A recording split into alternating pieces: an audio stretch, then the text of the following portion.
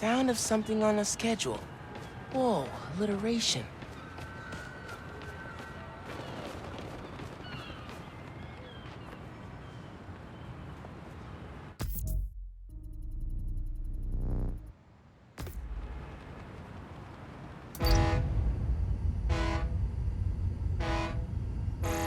Oh, that's good.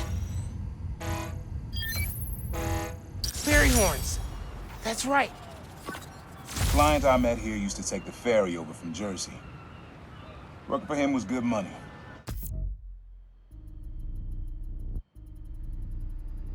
But he got busted. He's how your dad found out about the Prowler. Not that it was me, but that a thief was making it big in New York, and your dad volunteered for the case. I could feel him closing in. I had to try and guess which would be worse. I told him, or if he caught me. That'd have been me. I don't know what I'd do.